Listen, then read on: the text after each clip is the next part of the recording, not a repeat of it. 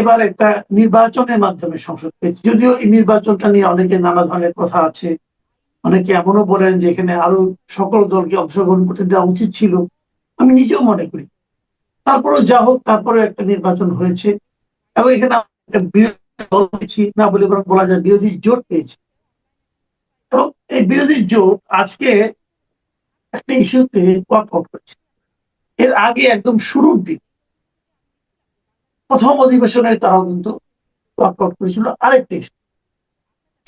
তো এবার যে ইস্যু তারা ওয়াকআউট করলো সেটা হলো যে জুলাই সনদ বাস্তবায়নের জন্য সংবিধান সংস্কার পরিষদ গঠন এবং তাদের মাধ্যমে আলোচনা এটসেট্রা এটসেট্রা এই সমস্ত বিষয় নিয়ে তাদের আপত্তি এবং সরকার পক্ষের বিরোধীদের প্রতিবাদ এবং তারা ওয়াকআউট।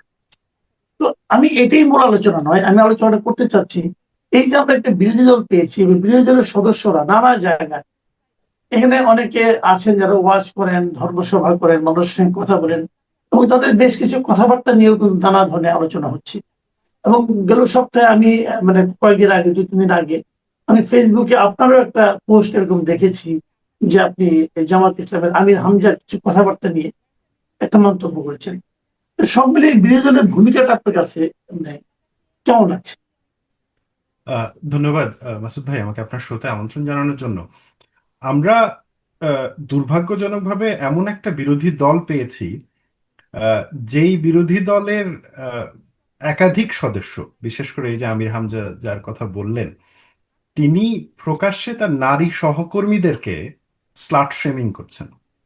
তিনি প্রকাশ্যে তার পাশে বসা অন্য যারা আহ, সাংসদ রয়েছেন তাদেরকে বডি শেমিং করছেন, মানে কার ভুঁড়ি কতটুকু, এবং আহ, আহ, এবং তার অন্য যে নারী সহকর্মীরা রয়েছে তাদেরকে খুবই ডেরোগেটিভ ওয়েতে সম্বোধন করছেন। এবং আপনি যদি ওই ভিডিওটা দেখেন, সেখানে তার যে মুখভঙ্গি, তার যে ফেশিয়াল এক্সপ্রেশন অত্যন্ত আপত্তিকর। একটা মানে কি বলবো, যে একটা সিনিয়র সভ্য একটা ভদ্রলোকের কাছ থেকে এই ধরনের মানে ফেশিয়াল এক্সপ্রেশন এক্সপেক্টেড না। এখন আমির হামজার ক্ষেত্রে এই ব্যাপারটা নতুন না। আপনি জানেন যে ইতোপূর্বে তিনি তার আরেক সহকর্মী সংসদ সদস্য, বিএনপি থেকে যিনি নির্বাচিত এবং যিনি একজন মন্ত্রীও, তাকে উনি নাস্তিক বলেছেন। উনি নির্বাচনী প্রচারণার সময় নারীদেরকে নিয়ে বিতর্কিত মন্তব্য করেছেন। উনি আহ, আমার মনে আছে যে যখন আওয়ামী লীগ ছিল তখন তিনি নিজেকে মানে আওয়ামী পরিবারের অংশ বলতো এবং নিজেকে হচ্ছে যে খুব দেখাতো যে তার 3 পুরুষ ধরে আওয়ামী লীগ করে, এরকম বক্তব্যও কিন্তু রয়েছে। সেই লোকটাই আবার 5 আগস্টের পরে জামাতের সংসদ সদস্য হয়ে গেল এবং না, তারপরে সে। এটা কি হবে? এটা কি হতে কোনো বাধা আছে? যদি ধরো 3 পুরুষ আওয়ামী লীগ করে, তিনি কি জামাত করতে পারবেন না? না, প্রথমত হচ্ছে যে যে কারো যে কোনো দল করার অধিকার আছে, কিন্তু সেইটা গুপ্তভাবে করার অধিকার নেই। মাসুদ ভাই, আমি মোটেও বিশ্বাস করি না যে আপনি একবার জামাত করেছেন বলে আপনি আওয়ামী লীগে যোগ দিতে পারবেন না, বা আপনি আওয়ামী লীগ করেছেন বলে আপনি জামাত করতে পারবেন না। রাজনৈতিক দল পরিবর্তন আপনার রাজনৈতিক অধিকার, এ বিষয়ে কোনো সন্দেহ নেই। সমস্যাটা তখন হয় যখন এই ধরনের ব্যক্তিরা ইতোপূর্বে নিজেদেরকে আওয়ামী লীগ হিসেবে দেখাইছে, তো এদের অন্যায়ের দোষ আওয়ামী লীগের ঘাড়ে গেছে। এখন 5 আগস্টের পরে এসে এরা নিজেদেরকে জামাত হিসেবে দেখাচ্ছে। তো তাহলে আমি কতটুকু বিশ্বাস করতে পারি এই মানুষগুলোর উপরে যে তারা আসলে কোন দল করছে?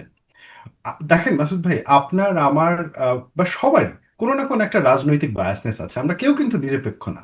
বিশেষ করে যখন আমরা ভোট দিতে যাই বা নিজেদের পছন্দের দল ঠিক করি না করি এগুলোতে। কিন্তু পাবলিক স্পেসে যখন আমরা কথা বলি, আপনি সাংবাদিক হিসেবে, আমি একাডেমিক হিসেবে, আমরা তো একটা বেসিক মানে যুক্তিতর্কের ফ্রেমওয়ার্ক ফলো করি। আমি যে দলই করি না কেন, অন্যায়কে আমার অন্যায় বলতে হবে, ভালো কাজকে ভালো কাজ বলতে হবে। এখন একজন সংসদ সদস্য জামায়াতের যিনি, তিনি তার নারী সহকর্মীদেরকে নিয়ে যে মন্তব্য করছেন, তার পুরুষ সহকর্মীদেরকে নিয়ে যে মন্তব্য করছেন, তিনি মাদকাসক্তদের ডিল করার জন্য যে ধরনের মানে অত্যন্ত কি বলবো যে প্রবলেমেটিক আলাপ আলোচনা করছেন, এইটা তো মানে কোনোভাবেই গ্রহণযোগ্য না। আপনাকে একটা জিনিস দেখতে হবে যে এই মানুষগুলো যখন সংসদে কথা বলছে, তারা কিন্তু একই সাথে সংসদকে এবং পলিটিক্যাল সিস্টেমকে রিপ্রেজেন্ট করে। এখন দেখার বিষয় জামাত কেন এদের বিরুদ্ধে ব্যবস্থা নেয়নি। আমরা দেখলাম যে এর আগে নির্বাচনের প্রচারণার সময় তার আপত্তিকর মন্তব্যের জন্য সে একবার ক্ষমা চেয়েছিল।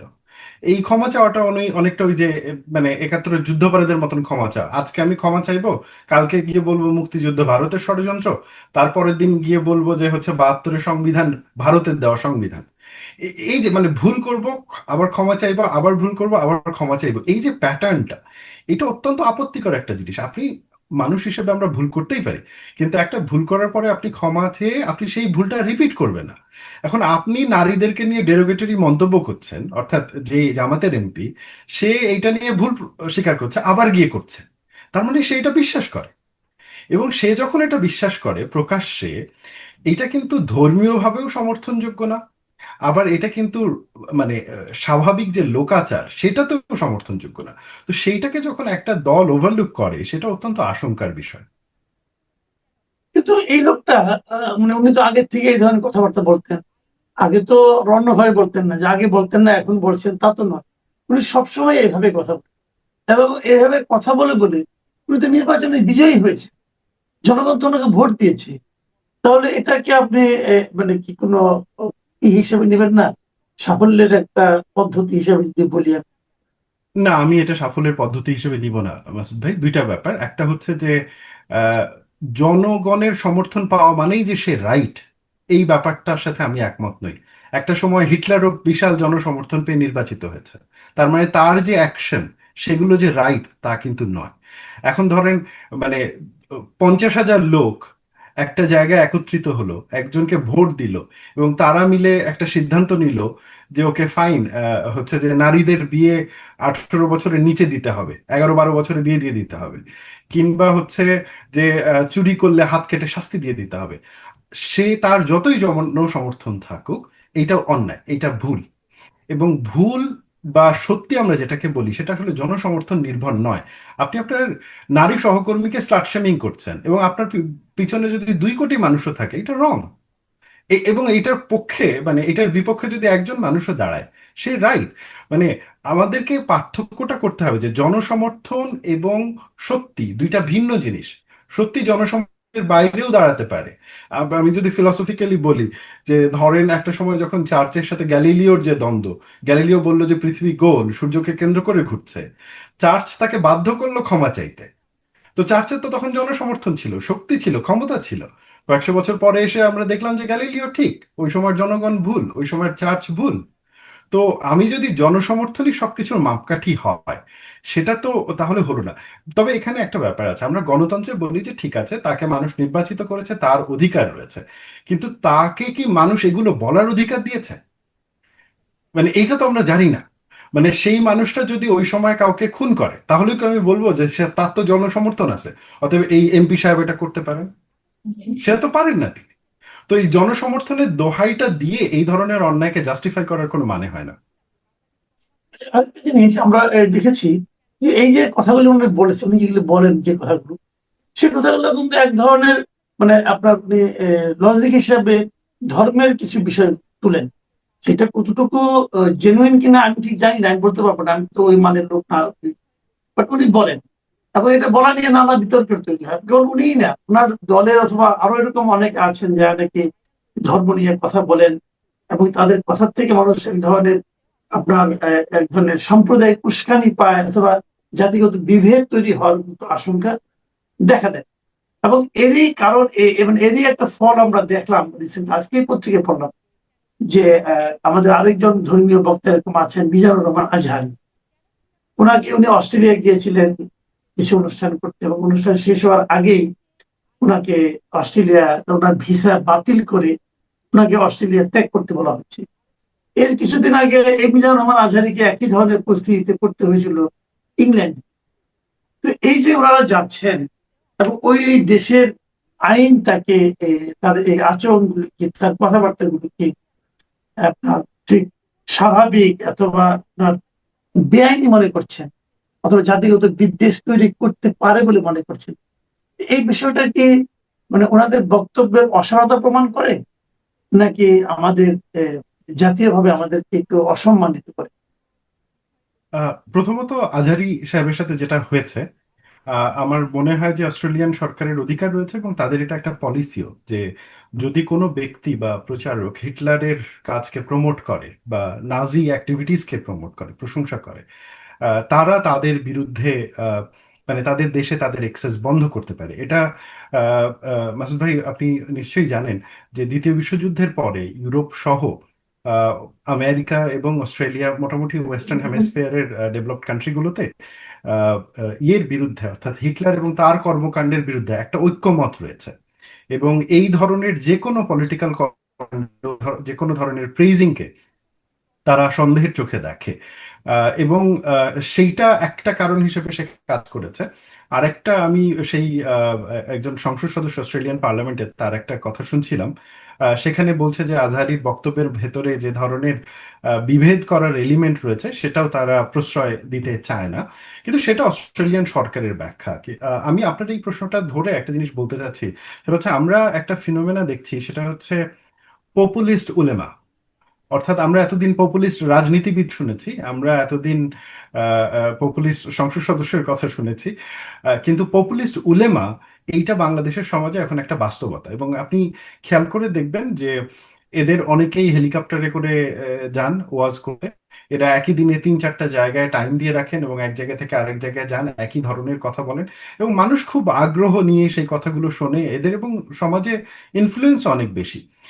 আমি বলবো না যে ওয়াজ খারাপ কিছু, যে কোনো ধর্মীয় বয়ান সেটা যখন সমাজে নৈতিকতার আলাপ নিয়ে ইয়ে করে, সচেতনতার জায়গা থেকে করা হয়, মানুষকে এঙ্গেজ করার জায়গা থেকে করা হয়, সেটা অবশ্যই সাধুবাদযোগ্য। এবং আমি নিজেও যেমন হামজা ইউসুফের ওয়াজ আমার খুবই পছন্দ। উনি একজন ইংরেজিতে বলেন এগুলো, তো অত্যন্ত শিক্ষিত একজন মানুষ এবং উনি কথা বলেন।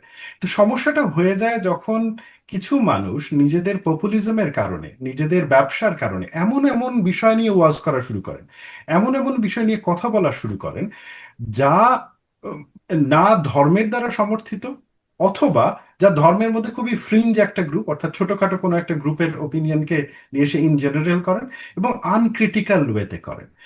আহ মাসুদ ভাই, আমি একটা কাজ করেছিলাম, এটার একটু রেফারেন্সটা একটু টানতে চাচ্ছি। যখন কোভিড হয়, তো তখন আমি ডেনমার্কে পড়াশোনা করছি এবং আমি একটা পেপার লিখছিলাম। আমি দেখার চেষ্টা করছিলাম যে বাংলাদেশের ওয়াজগুলোতে কোভিড নিয়ে কি আলাপ হচ্ছে। খুবই ইন্টারেস্টিং একটা ব্যাপার। দেখি যে যখন আহ, প্রথম কোভিড চায়নাতে ধরা পড়লো, বাংলাদেশের যারা ওয়াজ করেন, খুব পপুলার পপুলার ওয়াজ যারা করেন ইউটিউবে, যাদের ভিডিও পাওয়া যায়, তারা বলছে কোভিড হচ্ছে চায়নার প্রতি একটা শাস্তি, কারণ এটা এরা উইঘুর মুসলমানদের সাথে অন্যায় করেছে। তারপরে এই কোভিডটা যখন ইউরোপে চলে আসলো, তখন এরা গিয়ে বলল যে এই যে ইউরোপিয়ান নাসারারা এরা সব সমকামী হয়ে গেছে, এই হয়ে গেছে, এগুলোর জন্য এটা এদের উপর একটা শাস্তি। তারপরে কোভিড যখন ইরানের দিকে গেল, তখন এরা বলা শুরু করলো আরে এরা তো শিয়া এবং শিয়ারা তো মুসলমান না, এবং এদের উপর এটা আল্লাহর একটা শাস্তি। তারপরে কোভিড যখন সৌদি আরবে গেল, তখন ইন্টারেস্টিংলি একটু পার্থক্য খেয়াল করলাম, এক দুইটা গ্রুপে ভাগ হয়ে গেল। একটা গ্রুপ মানে যারা মূলত সৌদিপন্থী, হ্যাঁ, তারা মানে তখন একটু শান্ত হইলো, কিন্তু যারা আবার সৌদি বিরোধী, তারা বলা শুরু করলো সৌদির বাদশারা এই কাজ করে ওই কাজ করে, এরা ইসরায়েলকে সাপোর্ট দিচ্ছে, তো এগুলোর জন্য এদের উপরে শাস্তি।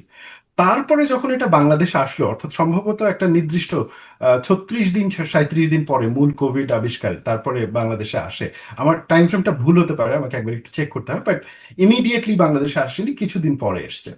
তো যখন এটা বাংলাদেশে আসলো, তখন এরা বলতেছে এখন এটা যেহেতু আমাদের উপরে আসছে, এটা আমাদের পরীক্ষা, হ্যাঁ, এবার আমাদেরকে পরীক্ষায় পাশ করতে হবে। দেখেন একটা জিনিস, উইদিন 4 সপ্তাহের মধ্যে ওই একই ব্যক্তিরা কিভাবে ভিন্ন ভিন্ন আঙ্গিকে বলল। এখন মানুষ কিন্তু এগুলো বিশ্বাস করেছে, আমি আমার একাধিক আত্মীয়কে দেখেছি যারা এটা আসলেই বিশ্বাস করেছে। আমি আমার একাধিক পরিচিত জনকে দেখি যারা এটা নিয়ে আমার সাথে কথা বলে, যারা এটা তো ওদের উপরে শাস্তি। তো এখন এটা তো মানে কোভিড রিলেটেড গেল। মাসুদ ভাই, অত্যন্ত দুঃখের বিষয় আমরা যেটা দেখতে পাচ্ছি ওয়াজগুলোতে এখন নারী স্বাস্থ্য নিয়ে যে ধরনের আলাপ হচ্ছে, ওয়াজগুলোতে মেডিকেল চিকিৎসা নিয়ে যে আলাপ হচ্ছে, হ্যাঁ, ওয়াজগুলোতে বাল্য বিবাহ নিয়ে যে ধরনের আলাপ হচ্ছে, এটা অত্যন্ত আপত্তিকর। যে কোনো সভ্য সমাজে, সভ্য দেশে এই যে স্পেসিফিক এক্সপার্ট ওরিয়েন্টেড বিষয়গুলো, সেগুলো নিয়ে কিন্তু এই ধরনের কমন সেন্স বেস আলাপের জায়গা থাকে না। ধরেন এই বাংলাদেশেই গত 30-40 বছর ধরে আমরা যে টিকা নিয়ে যে সেফটি নেটওয়ার্কটা বানিয়েছিলাম, এই টিকার সেফটি নেটওয়ার্ক বানানোর পিছনে এবং জন্ম নিয়ন্ত্রণের যে ক্যাম্পেইন, এইটার পক্ষে কিন্তু সরকার, স্বাস্থ্যকর্মী এবং উলেমাদের, ধর্মীয় নেতৃত্বের, ইমাম সাহেবদের একটা সচেতন অংশ কাজ করেছে। এবং এই বিষয়ে কোনো সন্দেহ নেই যে ইমাম সাহেবদের একটা অংশ সমাজে আহ, জুমাবারের দিনের খুতবা এগুলো নিয়ে সচেতনতার বয়ান দিয়েছে। আমরা এই এই সময় এসে দেখতে পাচ্ছি এখন টিকার বিরুদ্ধে আলাপ হচ্ছে, মানে টিকা দিলে আপনার শরীরের মধ্যে মাইক্রোসফটের পিন ঢুকায় দিবে, আপনাকে সমকামী বানায় ফেলবে, টিকা দিলে হচ্ছে আপনি মারা যাবেন, ক্যান্সার ঠিক হয়ে যাবে যদি আপনি জল চিকিৎসা নেন। মানে এটা কার মধ্যে আসি? এবং এই মানুষগুলো, লক্ষ লক্ষ মানুষ এদের ভিডিও শেয়ার করে, এগুলো দেখে, এগুলো নিয়ে আলাপ করে, এবং এদের কাউকে জবাবদিহিতার মুখে পড়তে হয় না। এই যে আজহারি সাহেব, তিনি হিটলারকে প্রশংসা করে যে বক্তব্যটা উনি দিয়েছেন, হ্যাঁ, বাংলাদেশে এইটা নিয়ে আগে কেন আলাপ হয়নি? আমি না, এটা আইনগত কিন্তু উনি ব্যবস্থার কথা কিন্তু আগে কেবল বললাম। হিটলারকে প্রশংসা করে দিয়েছেন এটাই না, এর সঙ্গে এখানে আরেকটা কিন্তু এখানে অ্যাঙ্গেল আছে, সেটা হলো উনি ইহুদিদেরকে মানে প্রচন্ড ভাবে সমালোচনা করেছেন। ইহুদিদের বিরুদ্ধে উনি বেসিক্যালি এক ধরনের ঘৃণা ছড়িয়েছেন, এবং ওটা বলতে যে উনি বলেছেন যে হিটলার যে ইহুদি নিধন করেছে সেটা আসলে এক ধরনের ঠিকই ছিল, এই ধরনের কথা বলার চেষ্টা করছেন। হ্যাঁ, এটা তো ওই কাজগুলোকেই সমর্থন করে। আমি আমার আমার নিজের একটা ডিপ সিম্প্যাথি রয়েছে প্যালেস্টিনিয়ান ভাইদের প্রতি। আমাদের দেশে একটা জিনিস যেটা হয়, ইসরায়েল রাষ্ট্র এবং ইহুদিকে সমার্থক হিসেবে দেখা হয়। আমি আমেরিকান যে এরিয়াটাতে থাকি, এখানে মানে একটা ইহুদি বসতি আছে, এবং আমি নিজে চোখে দেখেছি তারা ইসরায়েলের যে বম্বিং প্যালেস্টাইনের বিরুদ্ধে, তার বিরুদ্ধে রাস্তায় প্ল্যাকার্ড নিয়ে দাঁড়িয়েছে। এবং আমি এখানকার কিছু ইহুদি গ্রুপকে দেখেছি যে যারা প্যালেস্টাইনের শিশুদের খাবারের জন্য ডোনেট করছে এবং ডোনেশন কালেক্ট করছে। আমি ক্যাম্পাসে, আমার ক্যাম্পাসে দেখেছি ইহুদি স্টুডেন্টদের একটা গ্রুপ, তারা ক্যাম্পেইন করছে যুদ্ধ বিরুদ্ধে। তো এইটাও যেমন রয়েছে, আবার ইসরায়েলে এমন ইহুদিও রয়েছে যারা বোমের ওপরে লিখে দেয় যে তোমরা মারা যাও।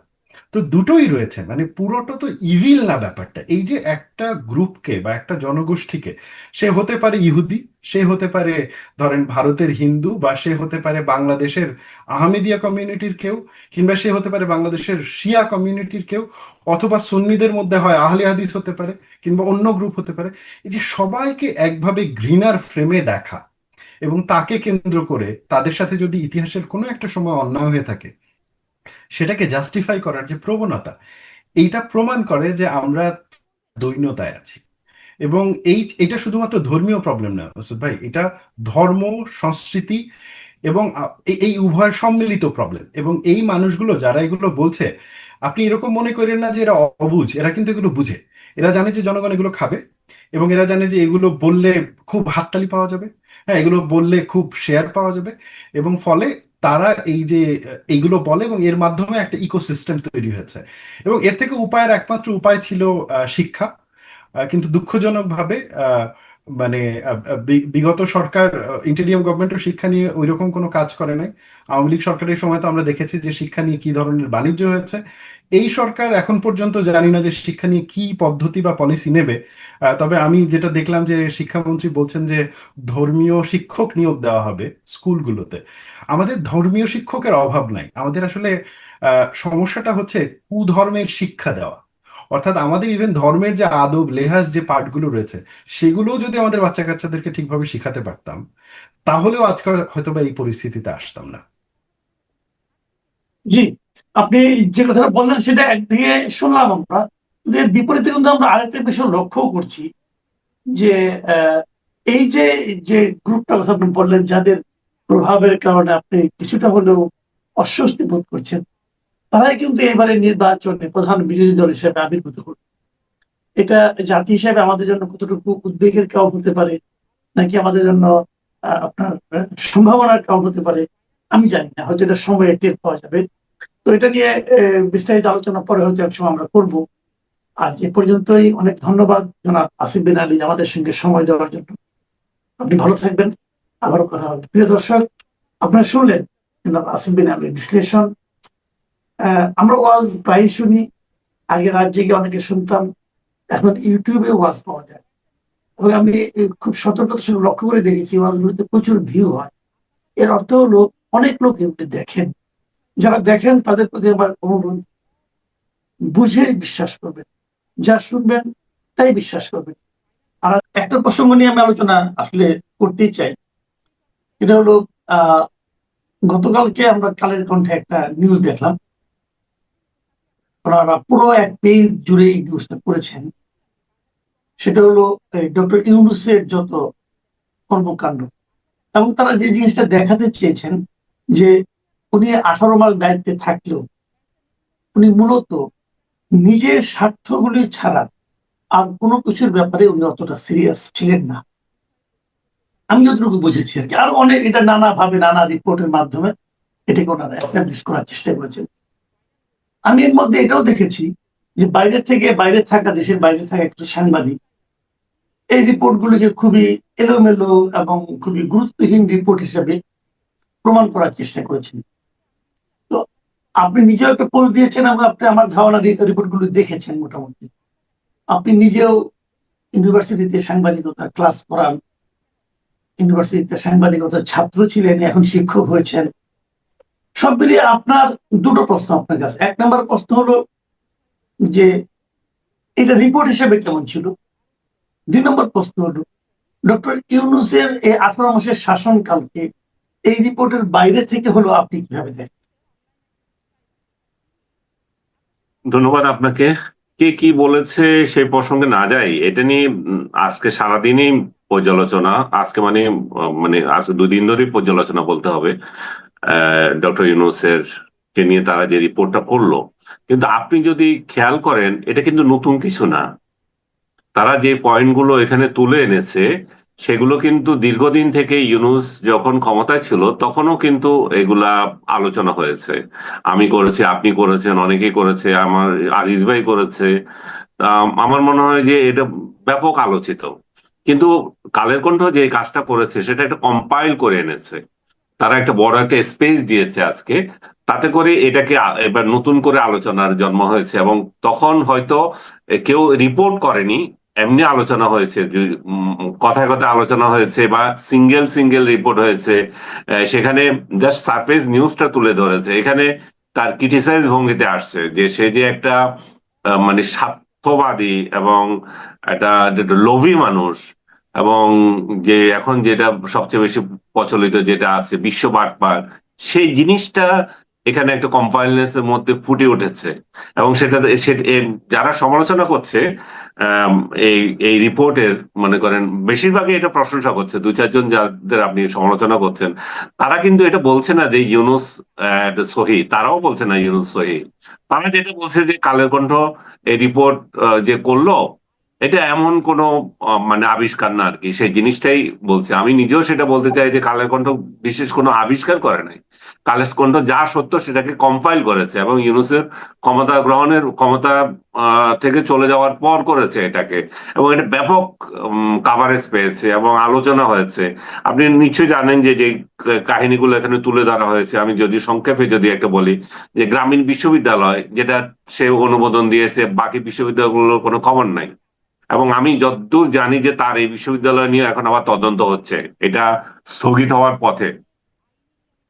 এখন আরেকটা জিনিস হচ্ছে, গ্রামীণের 2 প্রতিষ্ঠানকে উনি ই ওয়ালেট দিয়েছেন এবং একটা রিক্রুটিং এজেন্সির লাইসেন্স দিয়েছেন, এবং শপথের আগে এবং শ্রম আইনে দণ্ডপ্রাপ্ত মামলাগুলো খালাস করেছেন, এবং 7টা মামলা খালাস করেছেন। কত বড় বেহায়া বাটপার, চিন্তা করে দেখেন। নিজে ক্ষমতায় গিয়ে নিজের 7টা মামলা করে দিয়েছে, আর মানুষকে দিনের পর দিন মামলা দিয়ে যাচ্ছে। গ্রামীণ ব্যাংকের 5 বছরের জন্য আয়কর অব্যাহতি দিয়ে 1,000 কোটি টাকা এখানে লস করেছেন। তারা বলছে যে প্রতি বছরে 2,000 কোটি টাকা তারা 200 কোটি টাকা তারা কর দিত, এখন সেটা 5 বছর যদি চিন্তা করা হয় সরকার 1,000 কোটি টাকা এখানে লসের সম্মুখীন হবে। এবং গ্রামীণ কল্যাণ ট্রাস্ট যেটা 1,043 কোটি টাকা আপনার কর ছিল, সেটাকে দেন দরবার করে সে মানে 6,666 কোটি টাকা বানিয়েছিল, সেটাও আবার ক্ষমতায় বসে ওইটাকে মাফ করে দিয়েছে। মানে কি বলবেন, এগুলা বেহায়া, বেহায়ার থেকেও বেহায়া। এর মতো বেহায়া আর কেউ বাংলাদেশে কখনো ক্ষমতায় এসছে এটা কেউ দেখে নাই। তো এত কিছুর পরে যখন এই রিপোর্ট গুলো একসঙ্গে কম্পাইল করে দিচ্ছে সেই জন্য আলোচনা হয়েছে। এবং তো স্বাধীন মালিকের একটা কমেন্ট দেখলাম, উনি সংবিধানের ইয়ে দিয়ে কোটেশন দিয়ে বলছে যে ক্ষমতায় থাকাকালে যে এই ধরনের যে ছাত্র সংশ্লিষ্ট জিনিসগুলো করে সেটা যে কিভাবে এটা অন্যায় হয় এবং এটা এই জন্য তার সাজা হওয়া উচিত। এবং আমার মনে হয় আজকে আজকে না হয় সাজা হবে না, সে যদি বেঁচে থাকে এই সরকার পরিবর্তনের পরে যদি অন্য কোনো সরকার আসে, একদিন না একদিন তার বিচার হবে। 111-এর বিচার কি হবে কেউ আমরা চিন্তা করেছিলাম? এখন হচ্ছে না, কত বছর পরের ঘটনা। Right. ইউনূসও সেরকম ভাবে এই বিচারের সম্মুখীন হতেই হবে। জি, আসলে এটাই আমরাও এটা দেখেছি যে মানে আসলে সময়টা ইম্পর্টেন্ট, কিন্তু ঘটনার বিচার হবেই। যদি কেউ ভাবে যে আমি করলাম, আমি পার পেয়ে গেলাম, এটা আসলে কেউ পার পায় না। অনেকে ভাবে হয়তো এই সময় আর কোনো শেষ নেই, এরা আমাকে সাপোর্ট দিচ্ছে, কিন্তু বাস্তবতা অনেক কঠিন, আমরা তো এটা দেখছি। তাকে তো আপনি খেয়াল করে দেন, তাকে কিন্তু সাংবাদিকরা এই ব্যাপারে কোশ্চেন করারই সুযোগ পায় নাই। জীবনে সে সাংবাদিক সম্মেলনেই যায় নাই। বাংলাদেশের ইতিহাসে এটা নাই যে কোন সরকার প্রধান ক্ষমতায় বসে সাংবাদিকদের মুখোমুখি হন নাই। এই বাটপার শুধুমাত্র কোন সাংবাদিকদের মুখোমুখি হন নাই, কোন সংবাদ সম্মেলনে যান নাই। ছাপোষা দুই একটা মিডিয়াকে ইন্টারভিউ দিয়েছে, আবর্জনা ছিল ওগুলো, ওগুলো কোনো পড়ার যোগ্য ছিল না। নুরুল কবির ভাইয়ের ইন্টারভিউটা তবু পড়তে পেরেছিলাম, বাকিগুলো তো আবর্জনায় ভরা ছিল। তো এরকম একটা পরিস্থিতি সে কেন মুখোমুখি হয় না? কারণ এগুলো কোশ্চেন উঠতে পারতো। এরশাদের মতো ক্ষমতাবান ব্যক্তি, জেনারেল একজন, তাকেও কিন্তু কোশ্চেন করা গিয়েছে। এই যে প্রেসিডেন্ট সাহেব, আপনার কবিতা কেন প্রথম পাতায় ছাপা হয়, কোন হ্যাঁ, যোগ্যতায়? প্রশ্ন করা হচ্ছে। কটা হয়েছিল? Alright. সেই জন্য সাংবাদিক মানে ইয়ে হয়েছিল, মানে ওটা কি বলে, বদলির সম্মুখীন হয়েছিল, এক জায়গা থেকে আরেক জায়গায় দিয়েছিল, চাকরি খাওয়ার অবস্থা হয়েছিল। এই বাটপার তো সাংবাদিকদের মুখোমুখি হয় নাই, এক ডাস্টবিনকে দিয়ে দিয়েছিল সাংবাদিকদের মুখোমুখি হওয়ার জন্য, আর কাউকে না। সে নিজে মুখোমুখি হতে পারে নাই। আচ্ছা, একটা কথা অনেকে বলে, আপনি যদি একটু ছোট করে বলেন, যে ইউনূসের সমালোচনা, ইউনূস সরকারের সমালোচনা, তাদের কাজের সমালোচনা বিভিন্ন সময় ক্ষমতা থাকলেন আমরা অনেকেই করেছি, আপনিও করেছেন, আমিও করেছি, কিন্তু আপনি জেল থেকে বের হওয়ার পর আপনার সমালোচনা যেন একটু বেশি তীব্র হয়ে গেছে ওনার ব্যাপারে। এটা কি আপনি আমি ব্যক্তিগতভাবে জানি না আক্রান্ত আপনারা হয়েছেন এই জন্য? আমি জেলে থাকতে আপনারা 3 মাস কোনো সমালোচনা করেন নাই বোধহয়, চুপ করেছিলেন। এই জন্য আমি বের হওয়ার পর আবার মনে হচ্ছে যে আমি বেশি করছি। আর কিন্তু আপনি যদি ধারাবাহিক ভাবে দেখেন, সেটা আগেও যা করেছি এখনো তা করছি। তখনও প্রশ্ন তুলেছি যে তুমি যে বাড়িটা ভেঙেছো, বঙ্গবন্ধুর বাড়ি, সে বাড়ির প্রেক্ষিতে আরেকটা বাড়ি, তোমার বাড়িও ভাঙা হবে। তুমি যে প্রধানমন্ত্রীর কার্যালয়টাকে বানিয়ে একটা জাদুঘর বানিয়েছো, এখন প্রধানমন্ত্রীর কার্যালয় কোথা থেকে পাবে? হয়তো কোনো একবার কোনো এক সরকার আসে, যদি প্রথম যদি কেউ কোনোটা উইথড্র করে, তাহলে সেই জাদুঘরকেই ইয়ে করবে। সেই জাদুঘর তো এখনো চালুই হয়নি।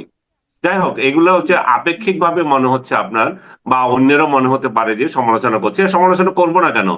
সমালোচনা করার তো অধিকার দিয়ে গেছিল, সমালোচনা করার কারণে জেলে নিয়ে গেছে। এখন তো তার ক্ষমতাও নাই, এখন তাকে কেন প্রশ্ন করতে পারবো না?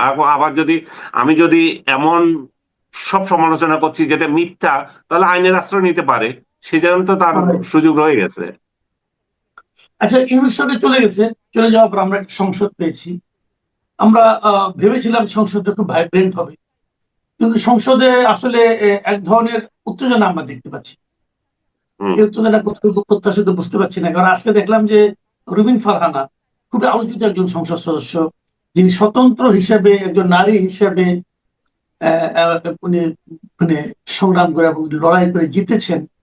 তিনি আজকে অত্যন্ত মানে যে কথাটা বললেন আমার কাছে অত্যন্ত করুণী মনে হয়েছে। উনি বললেন যে ওনাদের একজন সহকর্মী, একজন সংসদ সদস্য জামাত ইসলামের, তিনি নারী সংসদ সদস্যদের নিয়ে ওয়াজে বেশ কুৎসিত কথাবার্তা বলেছেন এবং উনি এই জন্য স্পিকারের কাছে বিচার চাইছেন। তো এই বিচার কি স্পিকার তো করবে, নিশ্চয়ই জনগণেরও তো নিশ্চয়ই ব্যাপার আছে, একটা ব্যাপার এটা। না, জনগণ তো ছি করছে। আমি আমি নিজে ওই ভিডিওটা দেখেছি।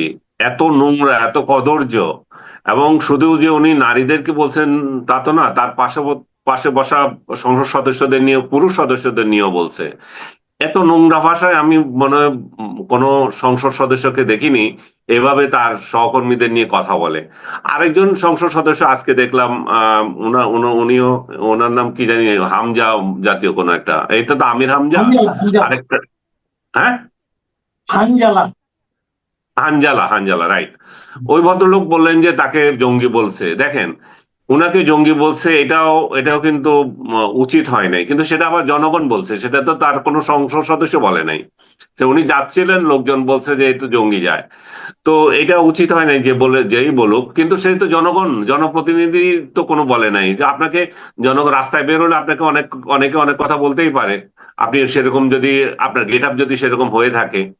যাই হোক, আমরা গেট আপ নিয়ে কথা না বলি, মানুষের মানে চেহারা সুরত নিয়ে কথা না বলি, যেটা আমির হামজা করেছে। কিন্তু বাস্তবতা হচ্ছে যে আহ, যে এমপিরা এগুলো কথা বলছেন, যে যে ব্যক্তিটা যে ইয়েতে হানজালা যেটা বললেন যে আমাকে এটা বলেছে, কিন্তু ওই সংসদেই তো আরেকজন সংসদ সদস্যকে বলা হয়েছে মুরতাদ। এটা নিয়ে এই হানজালা সাহেব কিছু বলছেন কিনা, সে তো বলেন নাই। তো যেখানে সংসদ সদস্য ইয়েতে বসে মানে একজন সংসদ সদস্যকে বলতেছে যে মুরতাদ, সেটা নিয়ে কথা বলেন না, দূরের থেকে কোন সদস্য, কোন জনগণের জন মানে কোন এক লোক কি বললো সেটাকে গুরুত্ব দিয়েছেন। আর রুমিন যেটা বলেছে, সেটা তো আমার মনে হয় যে ওনার বিচার পাওয়া উচিত। কারণ এত নোংরা ভাষায় একজন নারীদেরকে নিয়ে কথা বলা, এবং এই এই আমির হামজা সাহেব দীর্ঘদিন থেকে সোশ্যাল মিডিয়ায় একেবারে নর্দমায় পরিণত করেছেন, যে সমস্ত কথাবার্তা বলেন ওয়াজে বসে বসে, তাও আবার।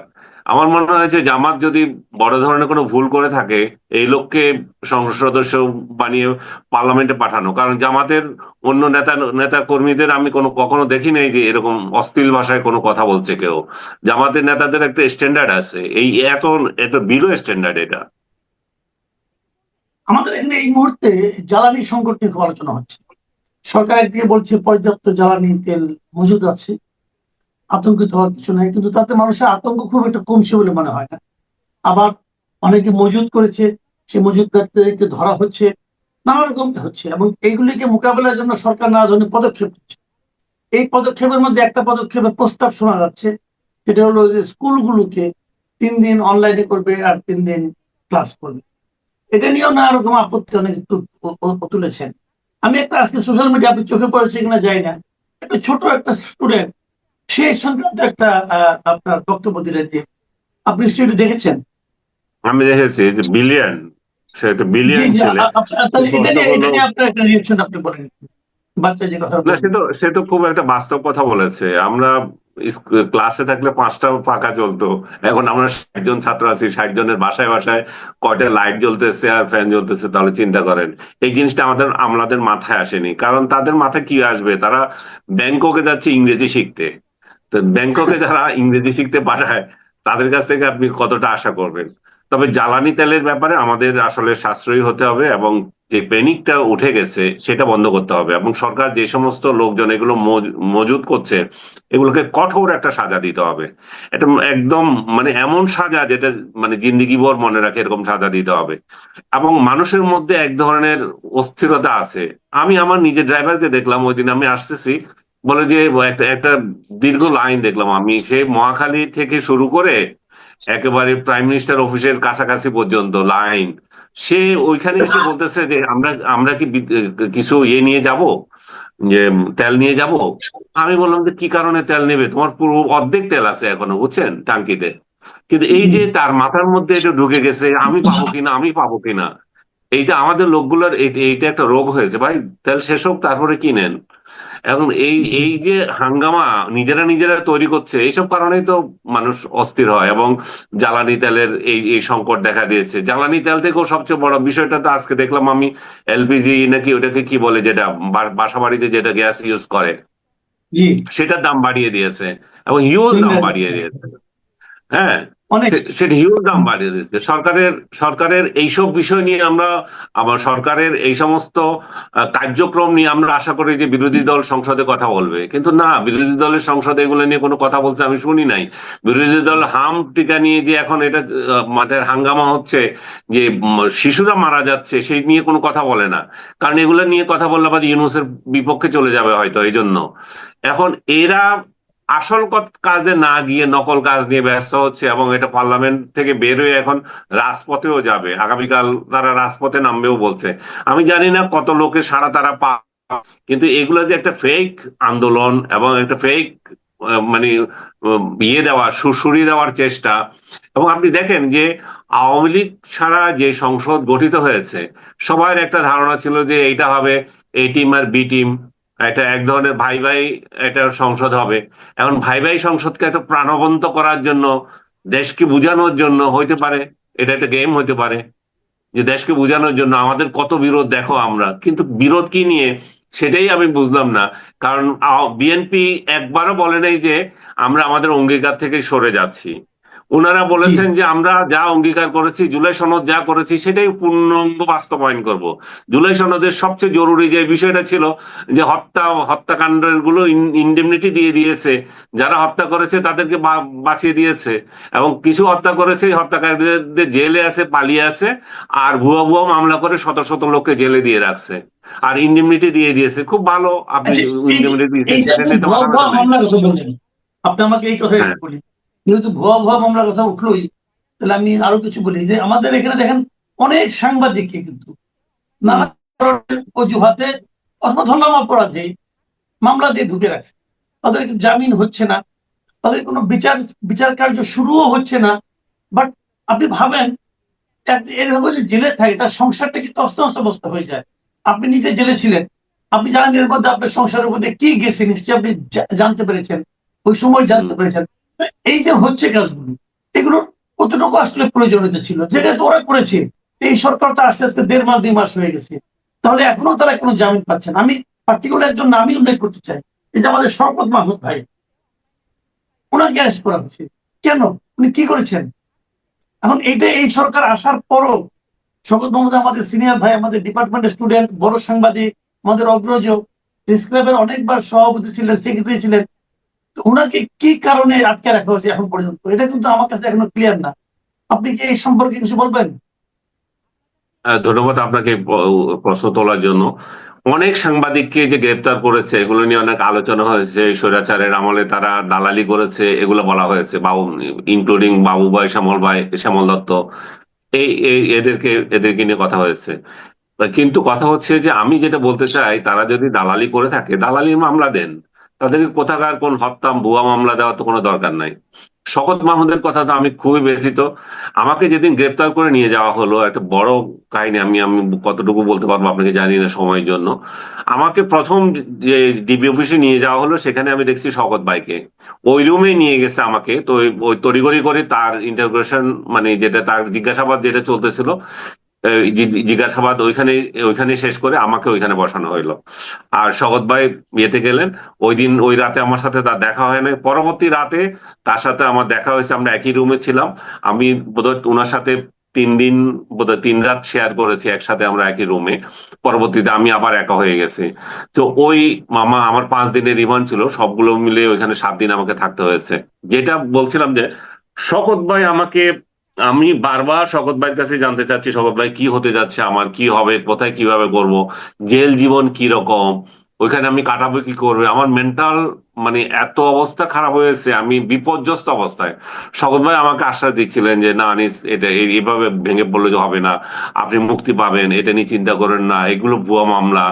মানে উনি আমাকে এই আশ্বাস দিচ্ছিলেন। এবং উনার ব্যাপারে আমি যেটুকু জানলাম, উনি আমাকে যেটা বললেন, উনার মামলা কোনো এক এনায়েত ব্যক্তি আসছিল, সে নাকি এখানে কি এনায়েত বা কোনো একটা নাম, এরকম একটা নাম, সে এসে এখানে সরকার গঠন করতে চাইছে, ইউনূসকে ফেলে দিতে চাইছে। ইউনূসকে ফেলে দিয়ে সে নতুন একটা ক্যাটেগরি গভর্নমেন্ট করতে চাচ্ছে। তো আমি বললাম যে সেখানে ক্যাটেগরি না, মানে এই জাতীয় একটা গভর্নমেন্ট করতে চাইছিল অন্তর্বর্তীকালীন। মানে তো আমি বললাম যে সেখানে আপনার ভূমিকা কি? তো বলে যে আমি তার সাথে আমার কোনো কথাই হয় নাই। আমার ভূমিকা, আমাকে বলতেছে তার কাছে একটা তালিকা পেয়েছে, সেখানে তথ্য উপদেষ্টা হিসেবে আমার নাম পেয়েছে।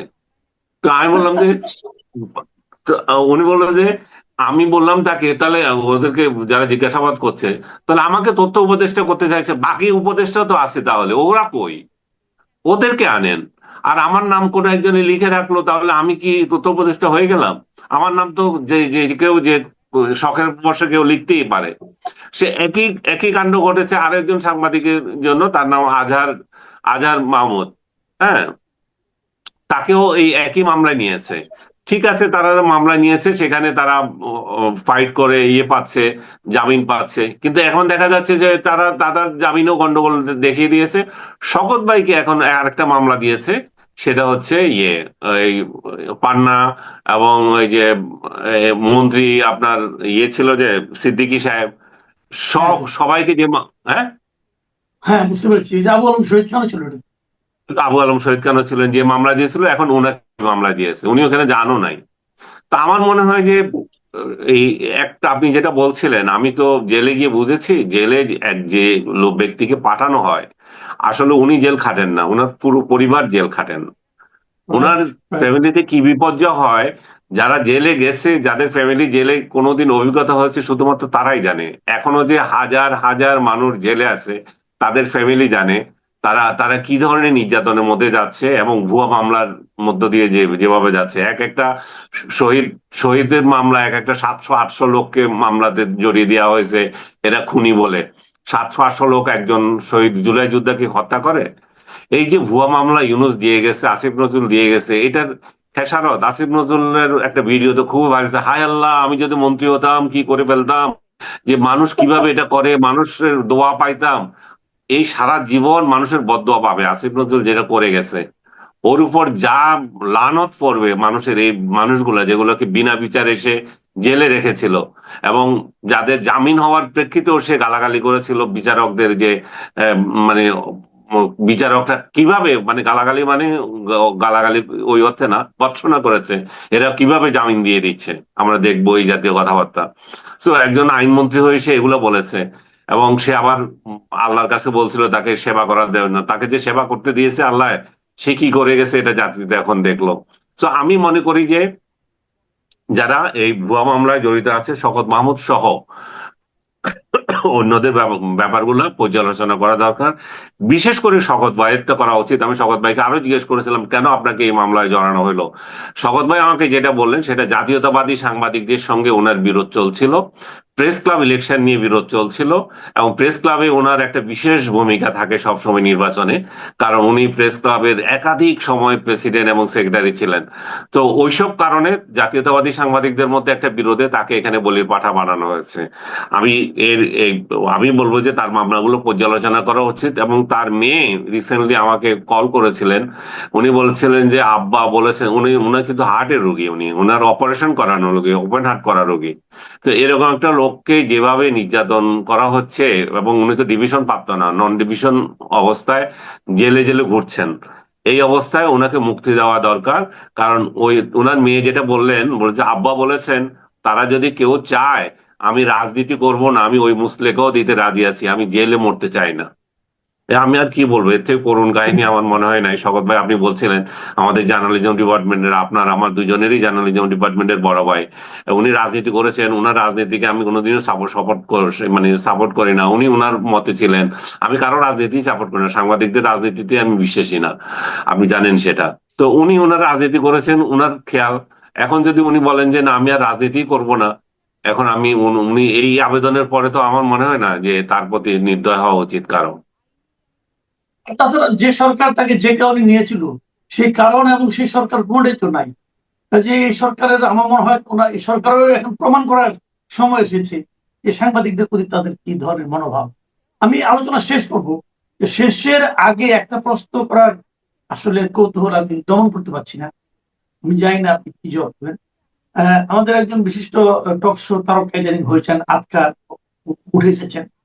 তিনি একটা কথা বলেছেন একটা টক শোতে, যে ৭১-এ মানচিত্র ও পতাকা পেলেও স্বাধীনতা পাইনি, স্বাধীনতা পেয়েছি ২৪-এ।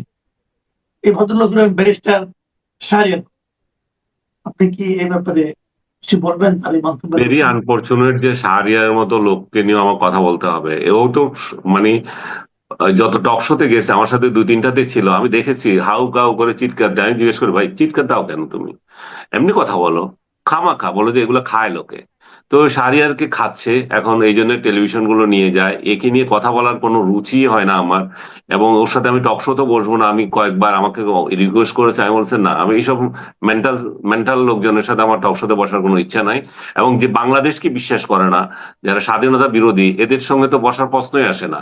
আর তার মতামত থাকতে পারে, সে আমার ভিন্ন মতের হতে পারে, সেটা তো অন্য বিষয়, কিন্তু বাংলাদেশকে তো বিশ্বাস করে না। সেই যেই দলের আজকে ওকালতি করছে, যে আপনি দেখেন জাতীয় সঙ্গীত বাজে এই সংসদে বসে থাকে, সে যাদেরকে যাদেরকে মুরব্বী মানে যাদের কথা বলছে, এরা এরা বসে থাকে না, জাতীয় সঙ্গীত বাজছে, আপনি দেখেন নাই? প্রথম তারপরে এখানে ছিলাম, এরা, হ্যাঁ, আমি ওখানে ছিলাম, আমি ওখানে আমন্ত্রিত ছিলাম।